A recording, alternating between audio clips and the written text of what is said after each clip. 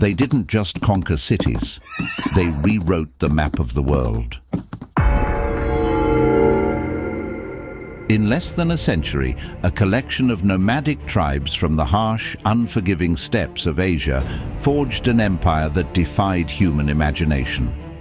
Stretching from the Pacific Ocean to the heart of Eastern Europe, it remains the largest contiguous land empire in the history of the world. This is not just a story of blood and ashes. It is the story of a war machine that changed human history forever. Before there was an empire, there was just a boy named Temüjin. Born around 1162 into a fractured and violent world, his early life was defined by betrayal. His father was poisoned, his family was abandoned by their tribe to starve on the freezing steppes, and Temüjin himself was captured and enslaved. But the steppe is a brutal teacher. It taught Temüjin that loyalty was more valuable than noble blood, and that survival required absolute ruthlessness. Slowly, he broke the ancient traditions of his people. He promoted men based on merit, not lineage. He integrated conquered enemies into his own ranks, rather than abandoning them. By 1206, he had done the impossible. He had united the warring tribes of Mongolia under a single banner. At a massive council known as a Kurultai, he was granted a new title, Genghis Khan, the universal ruler. The tribes stopped fighting each other. Now they looked outward. The Mongol army was unlike anything the sedentary civilizations of the world had ever faced. They didn't rely on massive, slow-moving supply trains. A Mongol warrior traveled with multiple horses, rotating them to maintain incredible speed. They could cover up to 100 miles in a single day, a pace that left traditional armies paralyzed with confusion. At the heart of their military supremacy was the Mongol composite bow. Crafted from horn, wood, and sinew, it had a draw weight that could pierce armor at astonishing distances, fired with deadly accuracy from horseback. But their greatest weapon wasn't the bow, it was psychological warfare. The Mongols weaponized terror. If a city surrendered, its people were spared and integrated into the empire. If a city resisted, it was subjected to total annihilation. The stories of Mountains of Skulls served a very practical purpose. They convinced the next city to open its gates without a fight.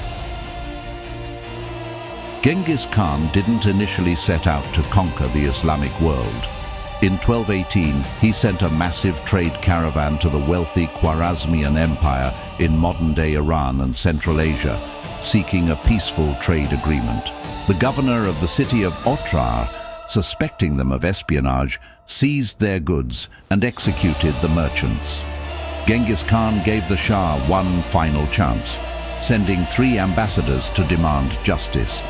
The Shah humiliated them, executing the Muslim ambassador and burning the beards off the others. It was a fatal miscalculation. Genghis Khan unleashed the full fury of his war machine. With an army of over 100,000 men, he swept through the empire. The Mongols diverted rivers, used captured prisoners as human shields, and employed advanced siege engines borrowed from Chinese engineers. Wealthy ancient cities like Samarkand and Bukhara were systematically erased from the map. The Khwarazmian Empire was not just defeated, it was exterminated. Decades later, under the command of Genghis Khan's grandson, Hulagu, the Mongols set their sights on Baghdad, the jewel of the Islamic Golden Age. In 1258, Baghdad was the intellectual capital of the world, home to the legendary House of Wisdom. The Caliph, refusing to submit, believed the entire Muslim world would rise to defend the city. They did not. The Mongols besieged Baghdad, breached its walls, and unleashed a destruction so absolute it is still mourned today. The rivers ran black with the ink of scholars and red with the blood of the martyrs. The House of Wisdom was destroyed, and centuries of scientific, medical, and philosophical knowledge were cast into the Tigris River. The caliph himself was rolled into a carpet and trampled to death by horses, as Mongol tradition forbade the spilling of royal blood on the earth.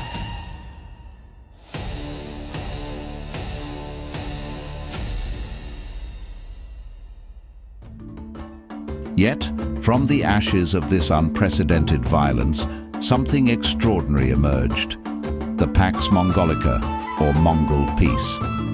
By uniting so much of the known world under a single legal code, the Yasa, the Mongols created an era of unprecedented stability. The Silk Road, which had been dangerous and fractured for centuries, was reopened and heavily guarded. The Mongols established the Yam, a massive continent-spanning postal and relay system that allowed messages to travel with breathtaking speed. Trade flourished. Technologies like gunpowder, paper-making, and the compass flowed freely from east to west. It was said that a maiden bearing a sack of gold could walk from one end of the empire to the other without fear of being harmed. But an empire built on endless expansion eventually runs out of land to conquer. By the late 13th century, the sheer size of the empire made it impossible to govern from a single center. Following a series of succession crises, the Mongol Empire permanently fractured into 4 distinct khanates. In Russia, the Golden Horde dominated the steppes for centuries. In the Middle East, the Ilkhanate assimilated into Persian culture. In Central Asia, the Chagatai Khanate held the traditional nomadic roots. And in China, Kublai Khan established the Yuan Dynasty, ruling as a Chinese emperor and hosting travelers like Marco Polo. The Mongols had adopted the cultures, religions, and administrative systems of the people they conquered.